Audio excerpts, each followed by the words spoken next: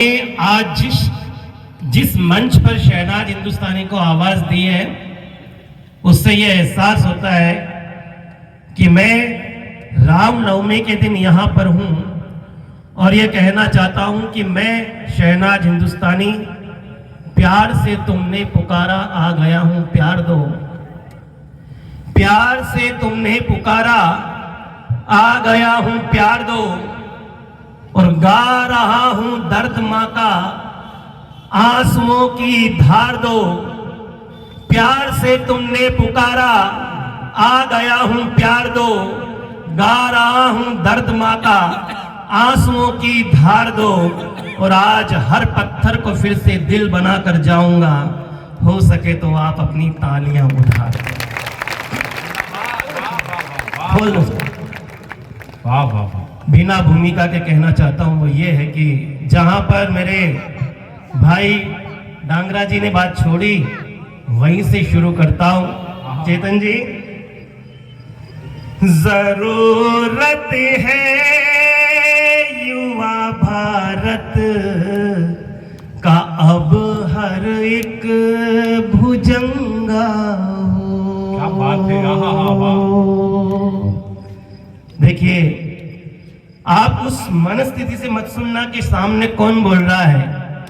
शहनाज हिंदुस्तानी को सिर्फ हिंदुस्तानी समझ के ही सुनना,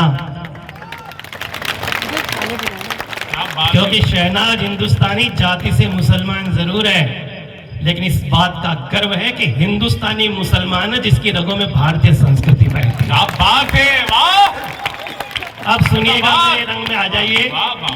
मैं इस मंच पर आकर के मेरी क्या तमन्ना है, सुनिएगा। हाथ जोड़ के हो ना से ना लालच में नंगा हो, तमन्ना मेरी तो बस एक है, भारत की मिट्टी पर। तैयार है ना? दोनों हाथ खोल देना। क्या कहने जा रहा हूं? वासना लालच में नंगा हो, तमन्ना मेरी तो बस एक है, भारत की मिट्टी पर करूं कुछ ऐसा कि मेरी भी मैयत पर तिरंगा। जिंदाबाद। वाह वाह वाह। कुशल भाई, करो कुछ ऐसा कि मेरी भी मैयत पर तिरंगा हो। मैंने पहले भी भारत की भू पे जब तलक विधाम रहेंगे, ये फैसला सुना दिया सुप्रीम कोर्ट ने, जो राम की जगह थी वहां राम रहेंगे। ताली बजाओ मिलके सारे जोर जोर से।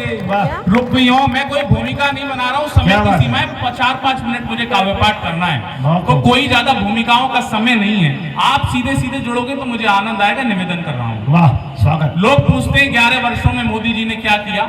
मैं 4 पंक्तियां और पाकिस्तान के प्रधानमंत्री का नाम याद रखना, और मेरी ये पंक्तियां कि रुपयों का बैग छीन के बोरा थमा दिया, डोरी की डोरी तोड़ के डोरा थमा दिया।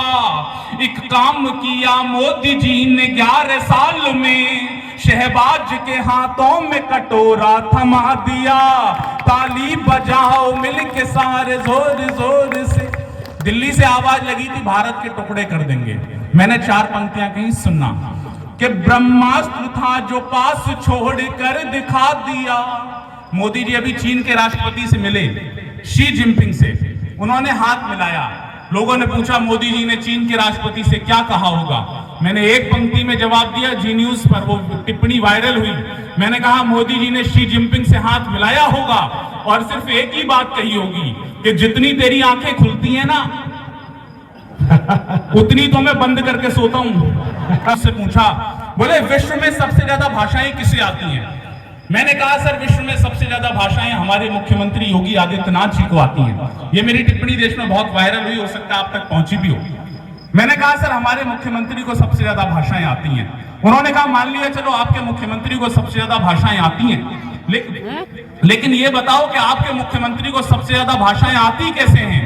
अब जो मैंने जवाब दिया उस पे यहां से वहां तक आपकी आकाश पर तालियां मेरे लिए और मेरे मुख्यमंत्री जी के लिए उठेंगी।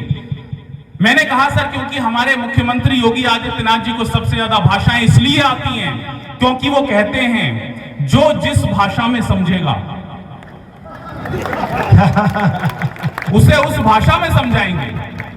अच्छा, जब चुनाव आते हैं तो सारे विपक्षी में मोदी जी पे आरोप लगाते हैं, बोले मोदी जी पूरी दुनिया में गए, पूरी दुनिया में गए, कोई देश नहीं छोड़ा।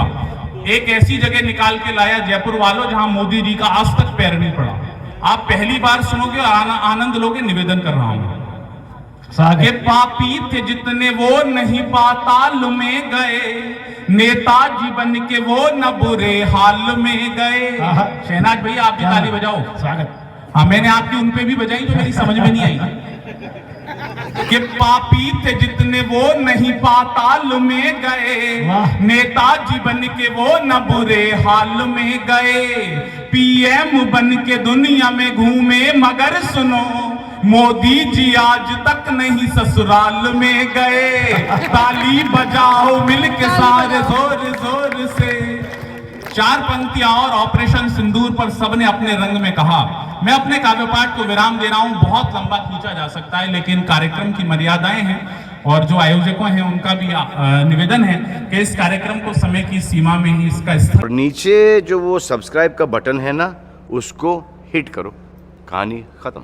देखो मत, जल्दी से करो सब्सक्राइब।